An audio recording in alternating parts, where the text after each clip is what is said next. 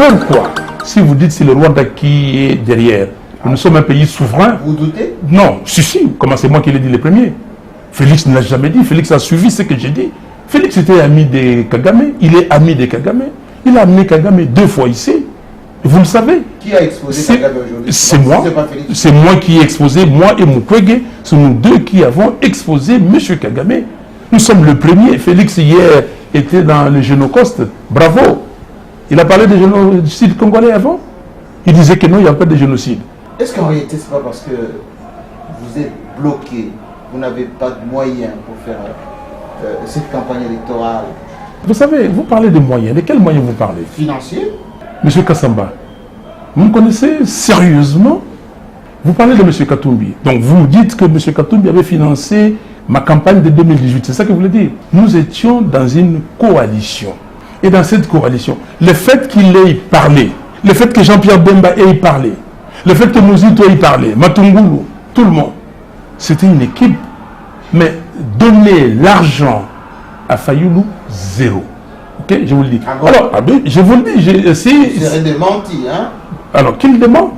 Qu'il demande, je vous le dis, c'est moi qui vous le dis.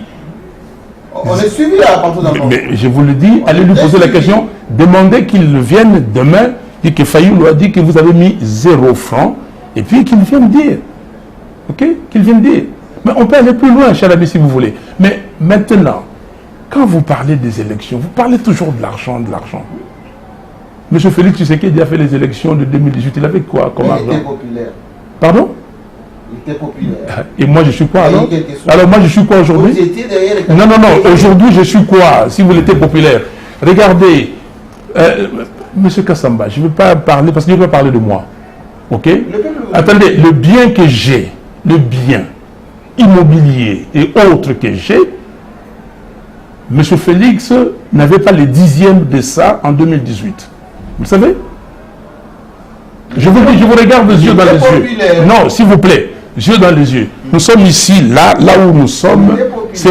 Non, il n'était pas populaire. Son père était populaire. Pas lui. Et la preuve, il a eu 15 ou 17%. Il ne faut jamais parler des boycotts. Il faut jamais parler de non-partance. Nous sommes partants. Et nous voulons des élections, des vraies élections. J'ai signé des documents avec des leaders politiques, avec des candidats. Et dans tous ces documents, vous allez voir, c'est la même trame.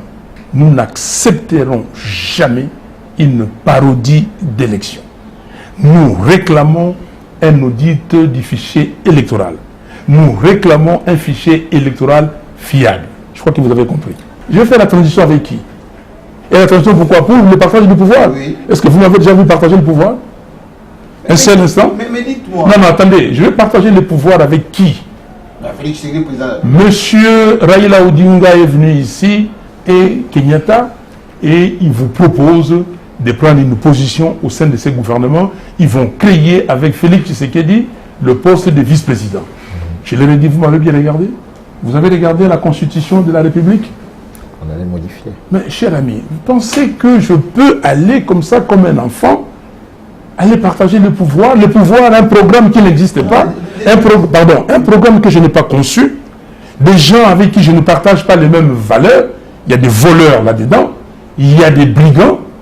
Donc pensez-vous que moi je suis là pour la transition et le partage du pouvoir? Je suis là avec mon équipe. Vous regardez les gens qui sont là. Regardez mon équipe.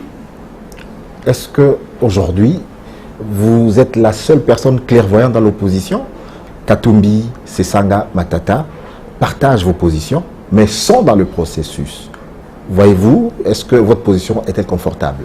Nous sommes des leaders déjà pas formés de la même façon. Ok? Chacun est formé différemment. Et nous avons des schémas différents. Personne aujourd'hui peut me regarder yeux dans les yeux comme ça et me dire que je te tiens. Ok? Donc vous me comprenez. Donc moi je suis Martin Fayoulou, j'ai fait des choses pour le peuple congolais. Et je vous ai dit que j'étais un pace-setter, un leader qui montre le chemin aux Congolais. Le bureau de la CENI s'est réuni le 13 mai pour examiner les 200 dossiers de candidatures reçus dans l'espace de 48 heures avant de sélectionner l'équipe d'audit. Le 15 mai à 14h30, la CENI a communiqué les noms de 5 experts retenus et à 15h30, il y a eu réunion des experts, dont une Sud-Africaine et un Malawite. Ça veut dire que ces gens-là étaient déjà au pays. Comment ils savaient, eux, qu'il y avait cette opération? Bienvenue à tous. Nous avons fait des déplacements ici à Kinshasa pour rencontrer le candidat président de la République, mais qui n'est pas partant. Il s'est dit président élu, mais qui n'a pas pu exercer son mandat durant 5 ans. Pour le processus électoral qui est en cours, il pose des conditions. Et pour preuve, nous avons ici chronique d'une fraude électorale préparée en 7 épisodes par le pouvoir de Félix Tshisekedi, en qui d'ailleurs, lui, ne croit pas du tout la sincérité. Notre invité aujourd'hui, c'est Martin Fayulu. Bienvenue, Président. Merci. Avec moi, donc, ça sera une émission exceptionnelle. Nous allons l'animer avec le patron des 7sur7.cd, ici en RDC, le média le plus suivi. Et comme vous allez suivre cette émission sur toutes les plateformes, nous allons partager le micro avec Israël Moutala. Président. Merci de l'invitation. Nous allons décortiquer l'actualité politique et électorale parce que nous sommes à 5 mois, jour pour jour, des élections. Et donc parler avec un acteur majeur sur le processus électoral qui doit être en principe inclusif est une question qui préoccupe au plus haut point les millions de Congolais qui suivent de près le processus électoral. Voilà donc, on commence avec une question beaucoup plus directe à Martin Fayulu. Vous avez été l'un des candidats majeurs durant le précédent cycle électoral. Vous avez clamé votre victoire, mais vous n'avez pas exercé. Parce que jusqu'à maintenant, le président de la République de la RDC s'appelle Félix Antoine Tshisekedi Tshilombo. Il y a un processus en cours. Normalement, vous étiez candidat président, mais il y a quelques temps, vous avez dit « Je ne peux pas m'engager dans cette procédure, dans ce processus, parce qu'il est biaisé d'avance. » Sur base de quelle preuve, quelle affirmation, quelle conviction? Vous ne voulez pas être partant? Voilà, Jean-Marie Kassamba, c'est bien, et vous venez de le répéter, vous ne voulez pas être partant.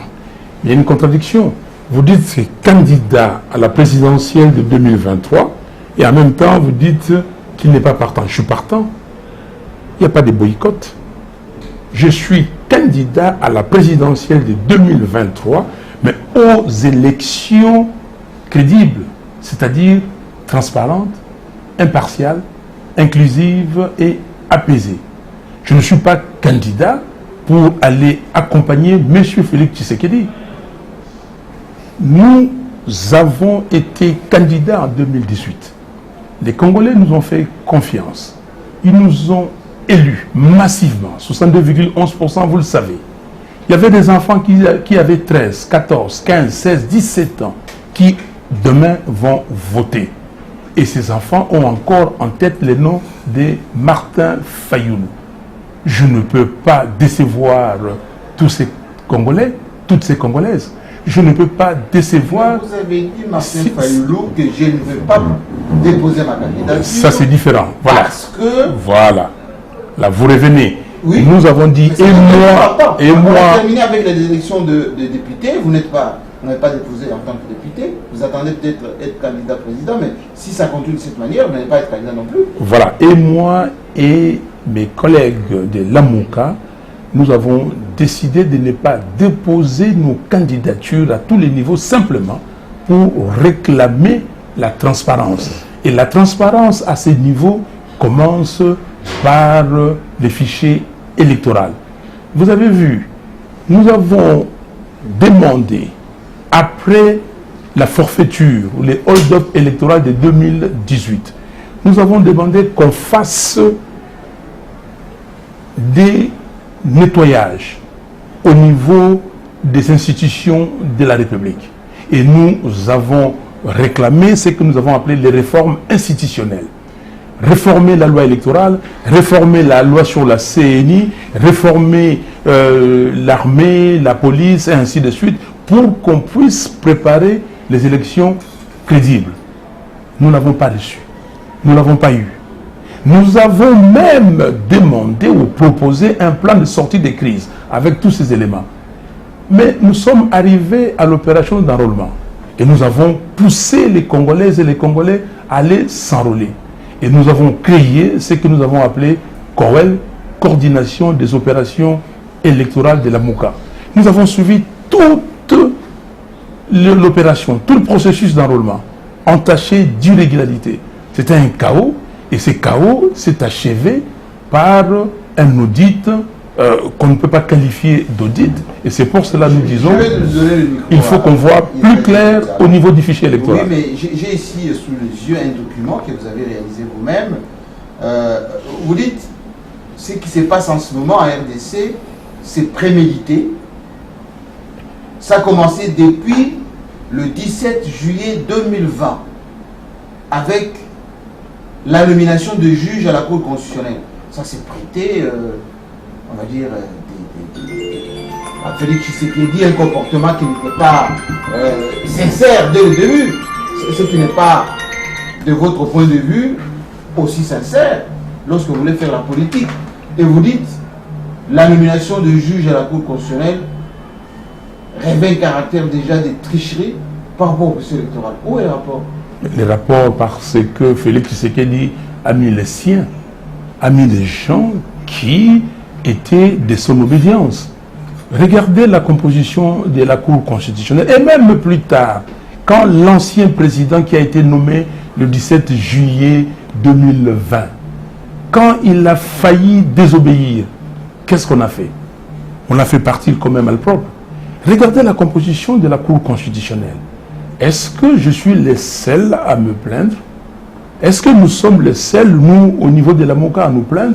Ou tout le monde se plaint que cette cour, c'est une cour familiale, une cour tribale, une cour, comment dire, des gens qui sont aux ordres de M. Félix Tshisekedi. Ça, c'est le procès d'intention, président. Mais je l'ai dit et je m'assume. Je m'assume. Mais cette même cour, la configuration de la cour, les autres vous rétorquent que lors du processus duquel vous vous revendiquez vainqueur, le processus de 2018, la composition de la cour était pratiquement la même. C'était les mêmes critiques et à la cour et à la commission. Pourtant, vous aviez revendiqué la victoire. C'était les mêmes personnes. Oui. Alors maintenant, même j'ai revendiqué la victoire. Si vous parlez de la cour, et qu'est-ce que cette cour a fait? Cette cour, il y avait un juge sérieux, Corneille Wasenda, qui a sorti une opinion dissidente. Il n'était pas, lui, d'accord avec la cour. Parce que le juge Corneille Wasenda a dit ceci, que les avocats du candidat Fayoulou ont amené des procès-verbaux. Il importe à la partie adverse de demander la suspension et d'analyser ces procès-verbaux. Nous avons amené les procès-verbaux avec les résultats pour attester que j'avais gagné. Et la cour est passée outre. Donc, c'est même la cour passée. C'est pour cela que M. Félix, se servant des expériences du passé, il s'est dit, moi j'ai deux choses. La première, c'est la CNI qui organise les élections et qui proclame le résultat provisoire. Et deuxièmement, la Cour constitutionnelle qui proclame les résultats définitifs. Donc il faut commencer très tôt par s'arranger pour que cette Cour soit en ma faveur. Mais dans ce cas, malgré ça, il y a eu alternance quand même, parce que Chadari n'a pas été proclamé vainqueur. Dans le cas présent, vous ne voyez pas que, avec cette position radicale que vous avez adoptée, vous avez plus ou moins refroidi l'ardeur de vos millions des millions de Congolais qui espéraient justement la candidature non seulement de vous en tant que président, mais aussi tous les cadres de SID. Ça fait près de 5 ans que justement ils rabâchent, ils travaillent pour que ils accèdent au pouvoir et que là maintenant vous avez décidé de boycotter pour l'instant le processus électoral. on n'a pas boycotté, je répète, et si Shadary n'a pas été proclamé vainqueur, vous savez pourquoi, et vous connaissez les compromis à l'africaine. Parce que celui qui devait proclamer Shadary vainqueur a finalement fait un deal avec M. Félix Tshisekedi. Donc ça, la Cour de la fois passée n'a pas de mérite. Alors maintenant, on a refroidi les militants des Congolais. Non, je ne refroidis pas les Congolais, je suis leader.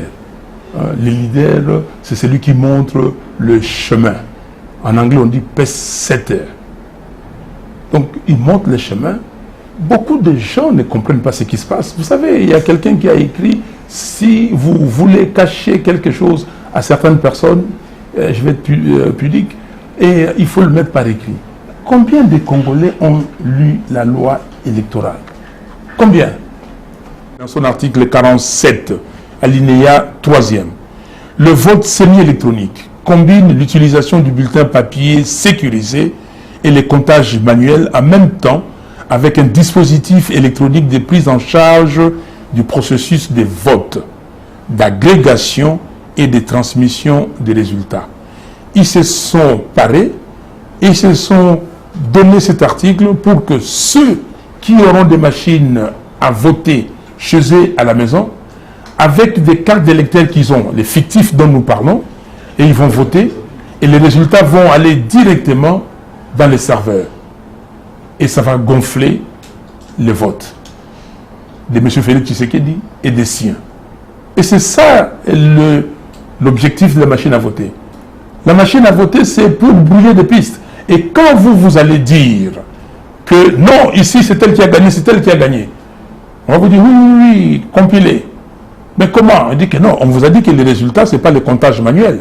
On vous a dit que les résultats, c'est transmission électronique. Et puis vous avez dit que non, on dit que oui, mais lisez l'article 47, l'alinéa 5, qui dit ceci. En cas de divergence des résultats issus du dépouillement manuel et ceux du dispositif électronique, la CENI procède aux investigations et à la correction de l'erreur au niveau du centre local de compilation des résultats. Point. C'est la CENI. Un procès verbal est élaboré à cet effet, signé par les membres du centre local de compilation, instruit par la CENI et les témoins des candidats présents. Donc, vous allez faire des PV, vous allez contester, mais ça vous servira pour les contentieux. Vous avez compris?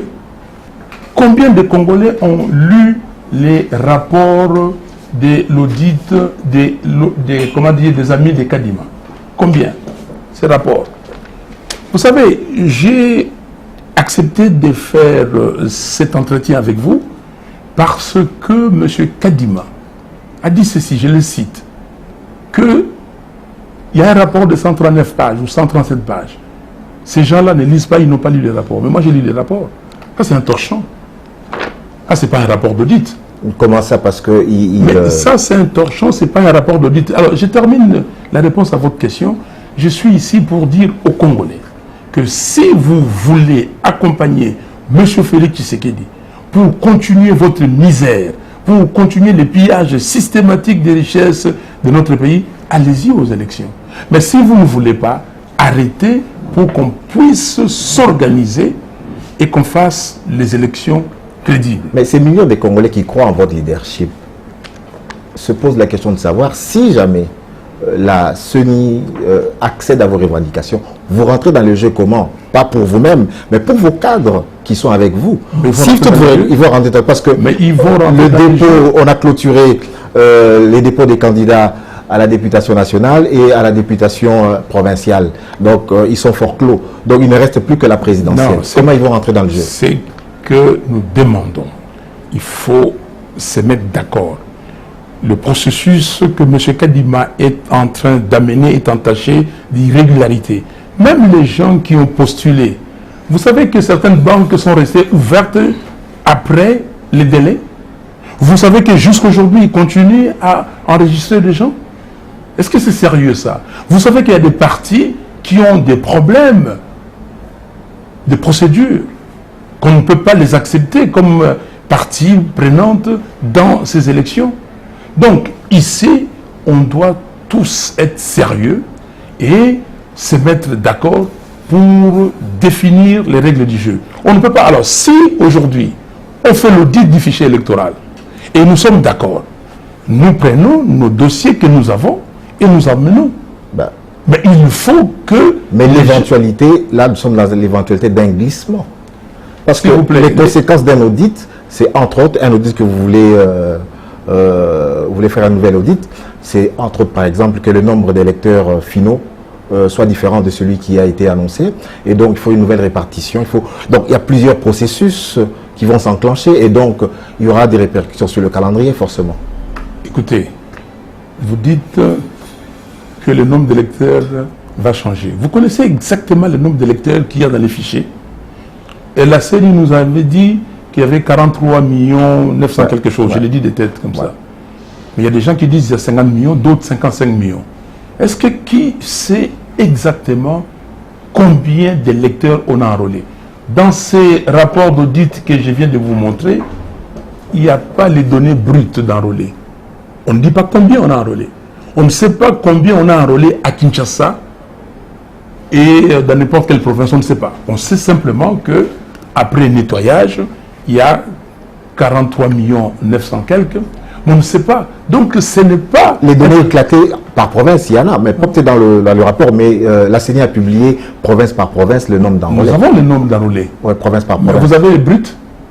Le brut, c'est-à-dire quand on a terminé l'audit, on a donné... Moi j'ai un rapport. On devait me dire qu'après avoir terminé l'opération d'enrôlement, voici ce qu'on a enrôlé pour les 26 provinces qui totalisent 49 millions d'électeurs qu'on nous a donnés. Et le rapport devait le donner. Mais le rapport donne seulement les données finales. Mais le problème aussi qu'on vous reproche en tant que parti politique, en tant que leader d'opinion, c'est de n'avoir pas fait accréditer justement des témoins. Mes chers amis, s'il vous plaît, attendez, n'allez pas, parce qu'on va perdre le temps pour rien. Je vous ai dit que nous avons créé la coordination des opérations électorales de la MOUCA. C'est plus que les témoins. Nous avons fait 4 rapports. Et d'ailleurs, la CENI reprend ces rapports ici. Nous avons été partout, là où la CENI a dit qu'il a ouvert les bureaux d'enrôlement. Nous avons fait un rapport pour dire que certains bureaux n'existaient pas. Et nous avons trouvé même des bureaux qui n'étaient pas dans la cartographie. Nous l'avons fait. Et nous avons demandé à la CENI de nous donner les nombres de machines qu'elle avait achetées chez Miru System. Nous avons demandé à la CENI de nous donner le nombre total de machines déployées et le nombre restant dans ces entrepôts. Nous avons demandé à la CENI de nous donner combien de cartes elle avait achetées et combien de cartes ont été déployées. Les catholiques sont allés plus loin. On demandait à la CENI de donner les références de chaque machine. On n'a pas reçu ça. Pensez, vous accréditez les témoins. Il y a combien de milliers de bureaux de vote. Mais il y a des travaux qui se font, du travail qui s'est fait par, comment dire, vous regardez, qu'est-ce que je peux prendre par rapport à mes moyens, qu'est-ce que je ne peux prendre, mais je sais ce que je vais prendre, ça va me donner la tendance générale. Martin Fayulu, moi je reviens sur votre document de base qui répéterait à peu près les 7 épisodes que Félix Tshisekedi a mis en place pour fausser les processus électoraux et préparer la fraude. Excusez-moi du peu, mais quand vous parlez de la création de l'Union sacrée comme étant l'épisode de fraude, vous parlez de l'état des sièges comme étant l'épisode de fraude, enrôlement comme fraude, l'insécurité comme fraude. Ça veut dire que vous n'avez pas voulu ou vous ne voulez pas du tout que Félix Tshisekedi travaille comme président de la République, que le Parlement travaille, que le gouvernement travaille, que tout ce qui est fait, selon vous, c'est pour seulement frauder les élections. C'est justifié. Est-ce que c'est crédible ça? Mais très crédible, c'est justifié. Je vous dis ceci. Félix Tshisekedi devait laver l'opprobre. Il ne supporte pas qu'on dise qu'il est passé par les compromis à l'africaine, qu'il a signé un deal. Mais aucun Congolais n'est pas appuyé à ça. Là. Mais non, mais s'il vous plaît. Non, s'il vous plaît. Comment c'est passé? Non, s'il vous plaît. Les blancs. S'il vous plaît. Non, il n'y a pas à copier les blancs. C'est un. Non, nous avons parlé des deals. M. Félix Tshisekedi est passé là où il est simplement parce qu'il a signé un deal avec M. Kabila. Ça, on le sait. Et après avoir signé ça, et je continue, et vous l'avez dit, à réclamer que j'ai gagné cette élection et je suis le président élu et les Congolais le savent comme tel. Alors, maintenant, qu'est-ce qu'il fallait faire? Revenons à ces documents. Voilà, on revient à ces documents. Qu'est-ce qu'il fallait faire? Il fallait trouver les moyens pour laver l'opprobre, c'est-à-dire gagner les élections prochaines, celles de 2023. Il fallait mettre certaines stratégies en place, ou une stratégie en place, en commençant par les juges de la Cour constitutionnelle, vous l'avez dit. Deuxièmement, en mettant à la tête de la CENI ou dans le bureau et la plénière de la CENI des gens qui étaient de son obédience, il a fait. Troisièmement, en adoptant une loi électorale favorable à lui, il l'a fait. Quatrièmement, en essayant de museler le peuple qui n'était pas d'accord avec lui, en restreignant leurs libertés fondamentales par l'état de siège, les Nord-Kivu et l'Ituri. Le pays est agressé. S'il vous plaît. Qu'est-ce que vous devez lui faire à la place? S'il vous plaît, ça date de combien de temps que l'état de siège est là? Et qu'est-ce que l'état de siège a fait? L'état de siège, sous l'état de siège, il y a plus de morts. Sous l'état de siège, vous avez appelé Eastern African Community. Qu'est-ce que l'état de siège a fait? Vous avez aggravé la situation, l'état de siège. Donc, c'était pour réduire les libertés individuelles, ils pensaient même aller plus loin. Mais ils se sont arrêtés là. Ils savent que, regardez, on a enrôlé combien de gens au Kivu?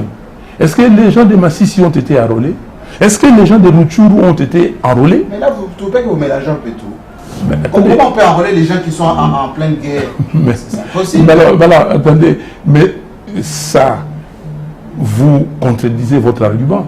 Je suis en train de vous dire que si le pouvoir était un pouvoir sérieux, oui, devait simplement s'organiser avec tous les militaires que nous avons, avec la MONUSCO, tout et le mettre, comment dire, au Nord Kivu et à l'Ituri, et pour enrayer et chasser les M23. Ils sont combien les M23? Ils sont combien les ADF? Aujourd'hui, vous avez combien d'éléments? Attendez, si vous avez... Mais bien sûr, mais vous avez combien d'éléments de la MONUSCO qui sont de l'autre côté? Vous avez combien d'éléments des FRDC qui sont au Nord Kivu et à Ituri? Et pourquoi, si vous dites c'est le Rwanda qui est derrière, nous sommes un pays souverain? Vous doutez? Non, si, comment c'est moi qui l'ai dit les premiers? Félix ne l'a jamais dit, Félix a suivi ce que j'ai dit. Félix était ami de Kagame, il est ami de Kagame. Il a amené Kagame 2 fois ici. Et vous le savez. Qui a exposé Kagame aujourd'hui? C'est moi. C'est moi qui ai exposé, moi et Mukwege. C'est nous deux qui avons exposé M. Kagame. Nous sommes le premier. Félix, hier, était dans le génocauste. Bravo. Il a parlé de génocide congolais avant. Il disait que non, il n'y a pas de génocide. Il a mis des gens, quand nous on parlait de génocide, lui, il a dit que non, il n'y a pas de génocide. S'il vous plaît, M. Kassamba. Je vous en prie, je vous en prie. M. Félix a dérangé l'électorat du Nord Kivu. Ok? L'état de siège s'était fait à dessein pour que ces gens-là qui sont virulents, ces gens qui sauvent ces pays de la balkanisation, et que ces gens-là soient mis de côté. Il n'a rien fait, absolument rien fait pour aider. Parce que s'il voulait aider, nous sommes un pays souverain, s'il y a un gouvernement, il pouvait jouer avec sa diplomatie pour demander aux pays amis de combattre les Rwandais. Pourquoi il ne l'a pas fait? Excusez-moi, mais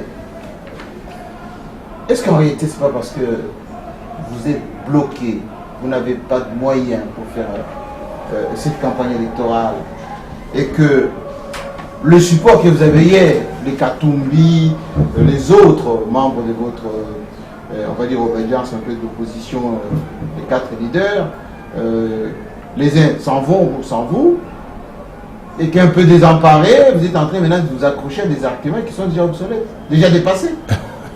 Mais vous savez... Vous ramez seul. Non, vous savez, je rame seul, et ce n'est pas un problème. Vous savez, vous parlez de moyens. De quels moyens vous parlez? Financiers. Ah bon? Vous me connaissez? Monsieur Kassamba, vous me connaissez sérieusement? Les moyens financiers, c'est quoi? Attendez, non, s'il vous plaît. Monsieur Trump, c'est un milliardaire. Est-ce qu'il fait campagne avec ses moyens? Vous parlez de M. Katumbi. Donc vous nous dites que M. Katumbi avait financé ma campagne de 2018. C'est ça que vous voulez dire? Zéro. Donc zéro. Non, s'il vous plaît. Ça a été dit comme ça. Qui a dit ça? Enfin, tout le monde le savait. Non, voilà. Si vous le saviez, je vous dis zéro. vous lui posez la question, parce qu'il l'a dit lui-même. Ok? Si vous, zéro. S'il a financé la campagne de ses membres et tout ça, ma campagne, zéro. Mais quand je dis zéro, cela veut dire quoi? Nous étions dans une coalition. Et dans cette coalition, le fait qu'il ait parlé, le fait que Jean-Pierre Bemba ait parlé, le fait que Mouzito ait parlé, Matungulu, tout le monde, c'était une équipe. Mais donner l'argent à Fayoulou, zéro. Ok, je vous le dis. Alors, je vous le dis. Vous serez démenti, hein? Alors, qu'il demande?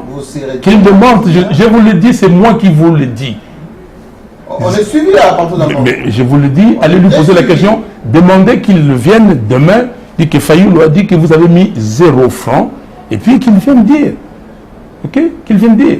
Mais on peut aller plus loin, cher ami, si vous voulez. Mais maintenant, quand vous parlez des élections, vous parlez toujours de l'argent, de l'argent. Monsieur Félix Tshisekedi a fait les élections de 2018. Il avait quoi comme argent? Il était populaire. Pardon? Il était populaire. Et moi, je suis quoi alors? Alors moi, je suis quoi aujourd'hui? Vous étiez derrière les... Non, non, non. Aujourd'hui, je suis quoi? Si vous l'étiez populaire.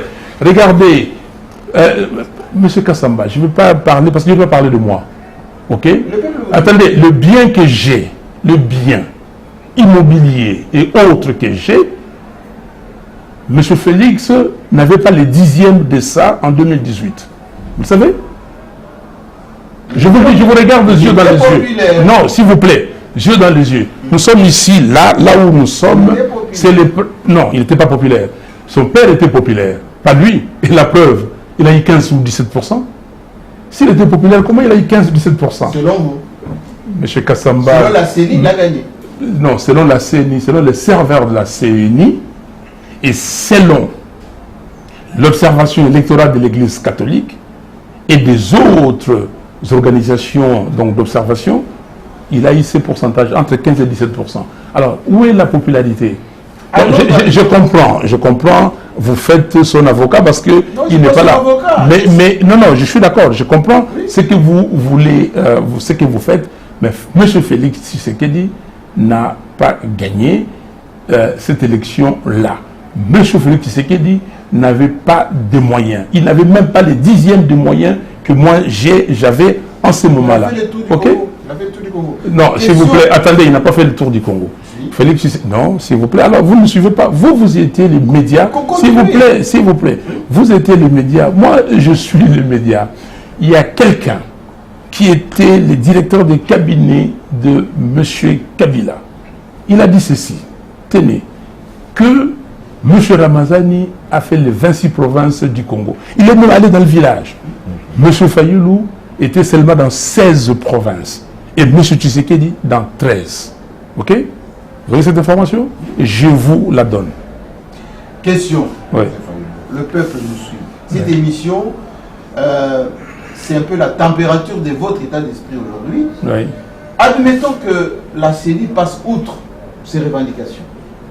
J'ai ici des documents, vous avez même proposé à la CENI de revoir un certain nombre de choses, c'est audit, et qu'on dit le train est déjà en marche, vous aboyez, mais le train avance. Vous allez faire quoi? C'est illégitime. Le 20 décembre 2023, le peuple vote, Tshisekedi a son deuxième mandat, les députés sont élus, provinciaux, les conseillers, etc. Vous allez faire quoi? C'est la responsabilité. Vous ne l'avez pas fait. C'est la responsabilité des Congolais. L'année passée, il y a 5 ans. Je peux vous répondre? Oui, allez-y. C'est la responsabilité des Congolaises et des Congolais. Ils vont accompagner Tshisekedi dans une forfaiture et tous les Congolais ne vont pas aller à ces élections. Vous n'aurez pas un taux de participation. Évidemment, comme c'est la fabrication des résultats, ils ont des électeurs fictifs. C'est là où je voulais qu'on revienne. Oui. Surtout dans cette affaire de l'audit. Ils ont des électeurs fictifs. J'anticipe sur la fin, tout à fait. Mais ils ont des électeurs fictifs. Oui. Ils vont gonfler l'électorat. Et la conséquence, c'est quoi? L'illégitimité des institutions va continuer. Non, l'illégitime. Ce que nous faisons là aujourd'hui, oui, c'est l'article 64. C'est quoi l'article 64? L'article 64 dit ceci, je vous le dis. Tout Congolais a le devoir de faire échec à tout individu ou groupe d'individus qui veut prendre le pouvoir par la force ou qui veut l'exercer en violation de la Constitution. Aujourd'hui, il y a la deuxième alinéa aussi, c'est ça. Non, le deuxième alinéa, oui, c'est pour celui qui veut faire un coup d'État. Oui. Ça, c'est dit. Oui, ça, c'est pour lui qui... vous ne voulez pas rappeler le deuxième alinéa? Non, mais moi, parce que je ne suis pas dans les dossiers des coups d'État, moi. Moi, je suis un démocrate et je suis la Constitution. Le mode de dévolution du pouvoir est repris dans notre Constitution. Donc, c'est ça. Et c'est comme ça que je suis dans l'alinéa premier. Et ce que nous faisons ici, nous voulons empêcher M. Kadima et M. Tshisekedi de donner le pouvoir à Tshisekedi, contrairement à ce que dit la Constitution. Et là, c'est une nomination et ce ne sont pas des élections. Martin Fayulu, la fois dernière, vous avez dit, allez, j'y vais pas s'il y a la machine à voter. Oui. La fois dernière, vous avez dit, Nanga, il y a eu vote, vous avez participé. Vous avez même clamé que vous avez gagné. Qu'est-ce qui ne nous dit pas que, à défaut d'encourager aujourd'hui la transition, qu'à un moment donné, vous allez un peu sous cap déposer une candidature et que vous allez réclamer demain que Tshisekedi a volé encore votre victoire et on va repartir en 2024 avec Fayulu qui s'est dit victime du vol. Alors, ce qui se passe aujourd'hui, c'est ce qui s'est passé en 2018. En 2018, nous tous, nous avons dit pas de machine à voter parce que la machine à voter supposait un vote électronique. Alors que l'article 237 terre de la loi électorale prohibait les votes électroniques. Et pourquoi nous sommes allés? Et là, maintenant, tous, le 29 septembre 2018, à l'esplanade des Martyrs, à Kasavubu, tous les candidats, nous avons dit pas de machine à voter, sauf Tshisekedi qui est venu, qui a pris la parole en dernier lieu pour dire qu'avec ou sans machine à voter, on ira aux élections. Mais, qu'à cela ne tienne. Mais nous sommes allés pourquoi? Parce qu'à la fin, nos pères spirituels, c'est-à-dire les évêques catholiques et les révérends pasteurs protestants, nous ont convaincus. Et ils ont arbitré le match entre nous et la CNI. Voilà comment ils ont arbitré le match. Nous nous sommes convenus que, 1, la machine à voter servirait de simple imprimante. On vote, on prend, on jette dans l'urne. 2, que les résultats qui vont compter, ce sera les résultats des comptages manuels. Et qu'on ne transmettrait pas les résultats électroniquement. On s'est mis d'accord. Et 3, les catholiques et les protestants et les autres organisations de la société civile nous ont assuré qu'ils seront là, ils auront les observateurs et ils auront les résultats. Et c'est ce qui fut fait. Les catholiques ont amené les résultats. Mais malgré ça, M. Nanga a quand même envoyé les résultats électroniquement, il a triché. Et quand il a vu dans ces résultats électroniques que Ramazan ne gagnait pas, il était obligé, et lui et Bassengezi ont décidé de fabriquer les résultats. Vous comprenez? Et aujourd'hui, je termine par là, et aujourd'hui c'est la même chose. J'ai signé des documents avec des leaders politiques, avec des candidats. Et dans tous ces documents, vous allez voir, c'est la même trame. Nous n'accepterons jamais une parodie d'élection. Nous réclamons un audit du fichier électoral. Nous réclamons un fichier électoral fiable. Je crois que vous avez compris. Mais cet audit que vous réclamez, le rapport que vous semblez déclasser, celui de l'audit qui a été fait par la CENI, mais il demande notamment à la CENI de publier le liste électorale. C'est quand même quelque chose qui est inscrit dans la loi, mais le rapport d'audit insiste là-dessus. Et une autre garantie qui pourrait vous apaiser, c'est le fait que la nouvelle loi électorale dit qu'il faut publier les résultats bureau de vote par bureau de vote, qui était une faiblesse de l'ancien processus. Est-ce que tout ça ne vous fonde pas justement à participer au processus électoral? Je ne sais pas si vous avez lu la loi électorale ou si vous avez lu la loi portant identification et enrôlement des électeurs. Ça, c'est la loi portant identification et enrôlement des électeurs. Cette loi, dans son article 39 alinéa 2, dit ceci. À la fin des opérations d'identification et d'enrôlement, les listes définitives sont transmises au secrétariat exécutif national pour traitement, consolidation et publication. Ok? Ouais. Quand on publie, et après on fait les contentieux des listes. C'est dit. Et la loi électorale dit que les listes sont publiées 1 mois avant. Ouais. Il n'y a pas d'innovation. Ouais. J'ai dit à M. Kadima quand on s'est vu le 30 juin, j'ai dit, c'est que vos auditeurs vous ont dit, mais c'est dans la loi. Quelle est l'innovation? Qu'est-ce que vous faites? Il a dit que ce n'est pas dans la loi. J'ai dit, ah non, vous ne connaissez pas la loi vous-même. Et maintenant, dans la réponse qu'il nous a donnée, il a indiqué l'article de la loi. Monsieur Kadima est allé plus loin dans ses élucubrations en disant qu'il était le premier président de la CENI à avoir imposé les 10 doigts. Vous m'entendez ça? Les empreintes digitales. D'empreintes digitales. Il a dit c'est lui le premier. Je lui ai dit, alors là, ça me pose problème parce que si vous lisez les rapports de l'OIF, on va vous dire qu'il y a 16,6% des lecteurs qui n'ont pas les 10 doigts et 6% qui n'ont pas la totalité des doigts. 1, 2, 3, mais pas la totalité. Donc, la loi est claire. Je vais vous lire une portion de ce que les amis de Kadima ont fait comme audit. C'est dans la le 6e épisode. 6e épisode. L'opération d'identification et d'enrôlement des électeurs comme moyen de créer des électeurs fictifs qu'on utilisera pour gonfler les votes en faveur de M. Tshisekedi et des membres de l'Union sacrée de la nation. Ok? Ces amis sont venus faire l'audit, ce qu'il appelle l'audit. 5 personnes. Mais ce soi-disant audit par les 5 amis de M. Kadima est simplement détruit par la mauvaise qualité de son rapport. Je vous ai montré le rapport. Que dit le rapport?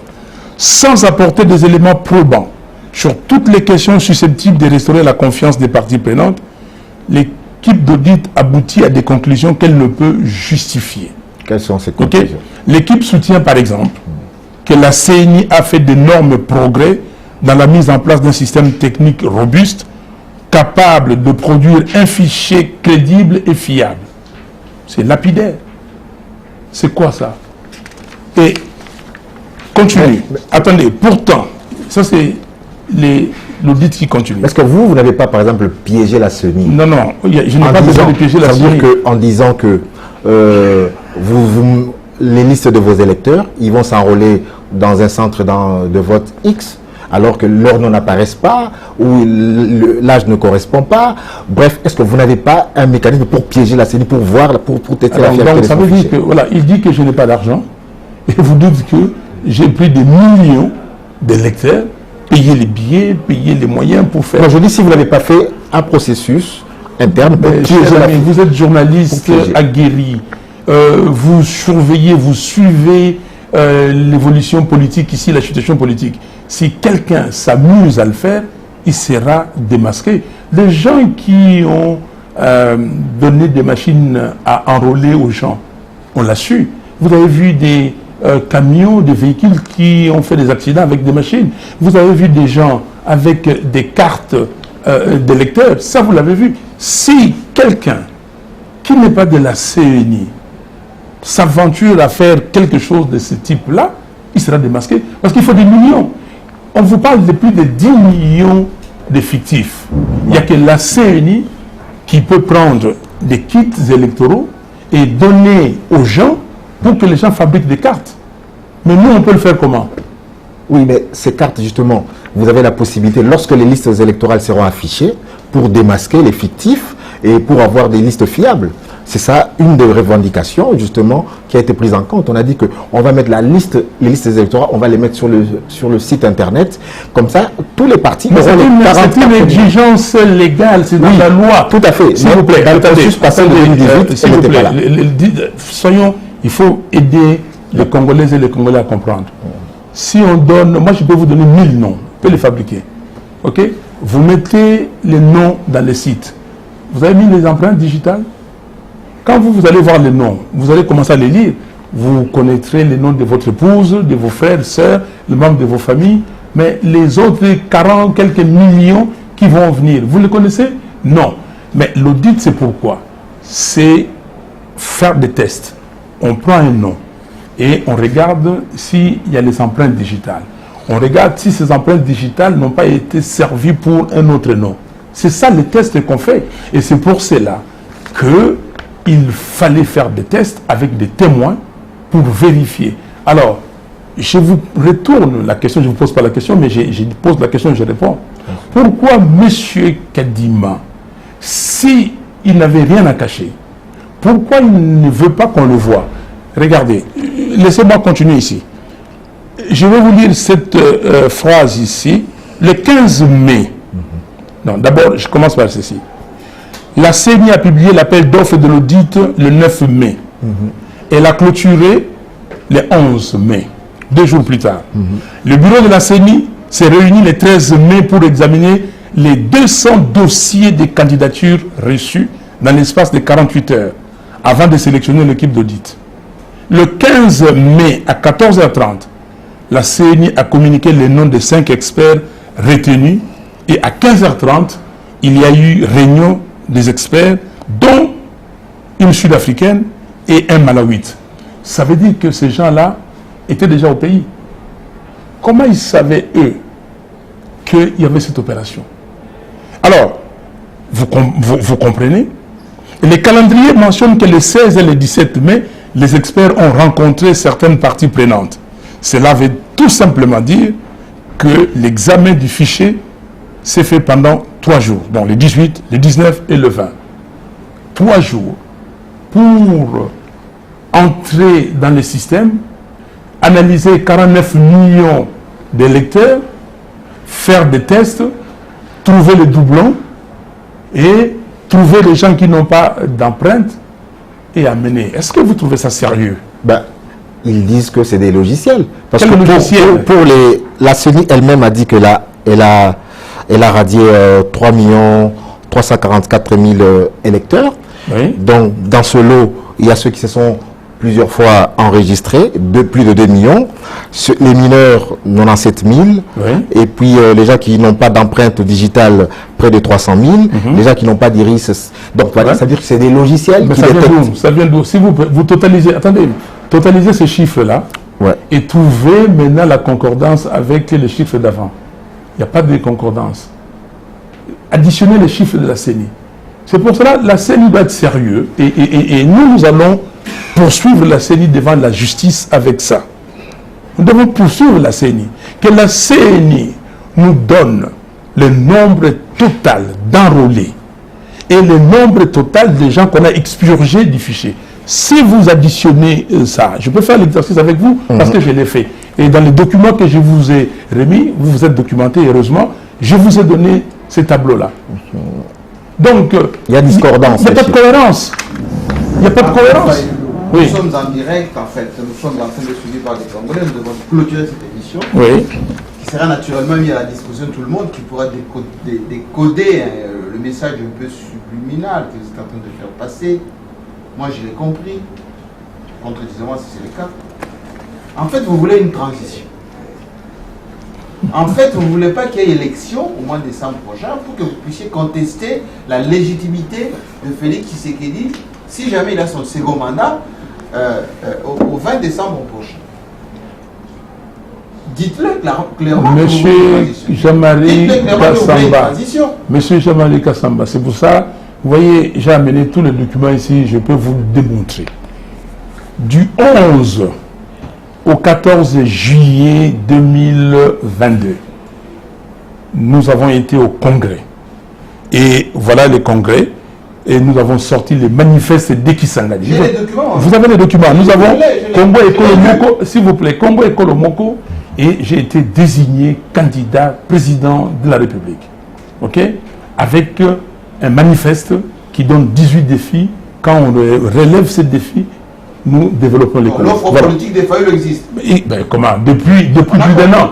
Depuis plus d'un an. Vous appelez ça comme vous voulez. Depuis plus d'un an. Oui. Nous ne sommes pas des enfants. Deuxièmement, avant cette année, nous avons, nous, les, comment dire, attendez, je vais les ordonner comme ça, les 9... Vous êtes préparé, vous voulez m'expliquer? Bien sûr, le 12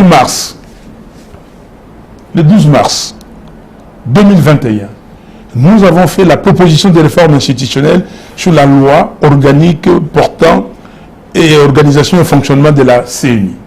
Déjà. Et après ça, le 9 avril de la même année, la loi électorale, préparée. D'ailleurs, quand les amis, les Sesanga et les autres qui sont venus dans le cadre de leur groupe, et pour préparer la loi électorale, nous avons, les G13, nous avons regardé, on a harmonisé. Donc, nous avons déjà. Et après, le 3 septembre de la même année, nous avons proposé les calendriers électoraux. Pour vous dire que nous étions prêts. Et d'ailleurs, pour nous, les élections devraient avoir lieu au mois d'octobre. C'est-à-dire, si on respecte la Constitution, l'article 73, si on respecte, les élections devaient avoir lieu au mois d'octobre de cette année. OK? Donc, et puis après, en avril, le 8 avril 2022, nous avons proposé la loi portant identification et enrôlement des électeurs. Sachez que la CENI n'a pas proposé cette loi, elle a reconduit l'ancienne loi. Donc nous sommes prêts. Comment voulez-vous dire? Je vais faire la transition avec qui? Et la transition pourquoi? Pour le partage du pouvoir. Oui. Est-ce que vous m'avez déjà vu partager le pouvoir? Un seul instant? Mais dites-moi. Non, attendez, je vais partager le pouvoir avec qui? Monsieur Raila Odinga est venu ici avec l'ancien président Kenyatta, les deux, parce que c'est le seul président kenyan à participer à la prestation de serment de M. Félix Tshisekedi. Ils sont venus, ils m'ont envoyé des délégués le même jour, le 24, pour me dire, M. Fayulu, regardez, Odinga et Kenyatta, ils sont deux frères, ils se sont bagarrés, ils se sont battus. Et là, et ils vous proposent de prendre une position au sein de ces gouvernements. Ils vont créer avec Félix Tshisekedi le poste de vice-président. Je leur ai dit, vous m'avez bien regardé? Vous avez regardé la Constitution de la République? On allait modifier. Mais cher ami, vous pensez que je peux aller comme ça, comme un enfant, aller partager le pouvoir, un programme qui n'existe pas, un programme que je n'ai pas conçu, des gens avec qui je ne partage pas les mêmes valeurs, il y a des voleurs là-dedans, il y a des brigands. Donc, pensez-vous que moi, je suis là pour la transition et le partage du pouvoir? Je suis là avec mon équipe. Vous regardez les gens qui sont là. Regardez mon équipe, des gens qui se battent avec moi depuis des années pour avoir un Congo libre, fort, digne et prospère. Dernière question, Martin Fayulu. Félix Tshisekedi vous a tendu la main lorsqu'il a prêté serment. Vous n'avez pas répondu. Oui. Félix Tshisekedi, lorsqu'il compose le gouvernement à l'époque de FCC Cash, vous n'avez pas répondu. Il a mis en place l'union sacrée, vous n'avez pas répondu. Cette fois-ci, s'il dit, oui, les revendications de Fayulu, c'est très bien, même s'il est resté seul, ses camarades sont déjà dans la machine, on s'assoit et on définit ensemble comment on doit organiser le processus. Vous allez saisir ça? Ben, écoutez, parce que tout ce que vous avez dit là, il m'a tendu la main, je ne sais pas qu'est-ce que vous avez... Quand il m'a tendu la main, vous savez qui avait répondu? Il n'avait pas tendu la main à Fayulu. À Fayulu et toute l'équipe Lamuka. C'est notre ami Pierre Lumbi de Rose Mémoire qui a répondu en disant ceci: on ne prend pas une main sale. C'est même pas moi qui ai répondu, c'est le groupe qui a répondu. C'était la réponse du groupe Lamuka à l'époque. Deuxièmement, quand ils forment le gouvernement, mais je ne vous comprends pas, je ne comprends pas mes compatriotes. Mais celui qui gagne, il forme son gouvernement avec son projet, son programme, il conduit. Lui, il n'a pas gagné. Il a fait les deals. Et puis il est parti. Selon tout le monde. Il a fait les deals. Il est parti. Mais il n'a qu'à appliquer son programme. Et vous voyez aujourd'hui que ce programme bat de l'aile. Qu'il n'y a pas de programme. Qu'aujourd'hui, on est en train de colmater les brèches. que le peuple souffre, qu'il n'y a pas de sécurité, que la misère bat le plein, que on nous dit que Kolwezi, bientôt on va perdre la ville de Kolwezi. Parce que tout le monde s'est rué là-bas, comme c'est un no man's land, tout le monde, dans les villes, on fait disparaître, on fait partir les gens. Parce qu'il n'y a pas de loi, il n'y a pas d'ordre. Et il n'y a pas un leader qui peut diriger le gouvernement. Mais la question, pardon, je termine, mais la question est pertinente. Si il dit, comme nous l'avons fait en 2016 avec Joseph Kabila, que mettons-nous ensemble pour regarder comment définir ou même récupérer les règles qui sont édictées par la Constitution et comment définir les règles du jeu pour qu'ensemble on aille aux élections crédibles, comme j'ai dit, c'est-à-dire transparentes, impartiales, inclusives et apaisées. Oui, en 2016, vous avez vu que nous l'avons fait. Le président du Congo-Brazzaville, Denis Sassou Nguesso, est venu ici. J'ai accompagné Étienne Tshisekedi d'heureuse mémoire à l'hôtel du Fleuve pour discuter avec le président Sassou. Et quelques jours après, nous avons été devant les évêques et nous avons fait le dialogue qui a produit les rapports finaux, ce qu'on appelle les documents de la Saint-Sylvestre. Est-ce qu'aujourd'hui, vous êtes la seule personne clairvoyante dans l'opposition? Parce que du groupe de 4, vous êtes la seule qui boycottait jusque-là, ou bien qui ne prenait pas encore part au processus électoral avant que vos exigences ne soient prises en compte. Katumbi, Sesanga, Matata partagent vos positions, mais sont dans le processus. Voyez-vous, est-ce que votre position était confortable? Écoutez, mais pourquoi vous parlez des leaders, ok? Et nous sommes des leaders déjà pas formés de la même façon, ok? Chacun est formé différemment. Et nous avons des schémas différents. Personne aujourd'hui peut me regarder yeux dans les yeux comme ça et me dire que je te tiens. Ok? Donc vous me comprenez. Donc moi je suis Martin Fayulu, j'ai fait les choses pour le peuple congolais. Et je vous ai dit que j'étais un pace-setter, un leader qui montre le chemin aux Congolais. Nous avons besoin, pas d'un semblant, d'une parodie d'élection, nous avons besoin d'élections. Si M. Tshisekedi va gagner correctement, sportivement, qu'il les gagne, et on dira, oui, j'ai fait l'opposition, je serai dans l'opposition. Aujourd'hui, je ne suis pas dans l'opposition. C'est dans la résistance. Je suis dans la résistance, parce qu'il a volé, comment dire, la souveraineté du peuple congolais. Donc, si vous voyez ce que font les autres, il faut leur poser la question, pourquoi ils font ça? Et vous dites qu'ils sont dans la même position que moi. Ils ont certainement des raisons qui ne sont pas les miennes. Pour moi, le peuple congolais a besoin d'institutions légitimes. Cette constitution dit ceci: depuis 1960, notre pays connaît des crises politiques récurrentes dues essentiellement au manque de légitimité des institutions et de leurs animateurs. Merci Martin Fayulu, c'était un grand entretien que vous allez suivre intempestivement parce que non seulement ça a été emmené tambour battant, si vous avez des réactions, vous pouvez réagir. Il entre encore à Kinshasa et il croit qu'effectivement il pourrait participer si les règles du jeu changent. On vous suivra de très près. Ça, il faut suivre de près et je corrige, il ne faut jamais parler de boycott, il faut jamais parler de non-partance. Nous sommes partants et nous voulons des élections, des vraies élections.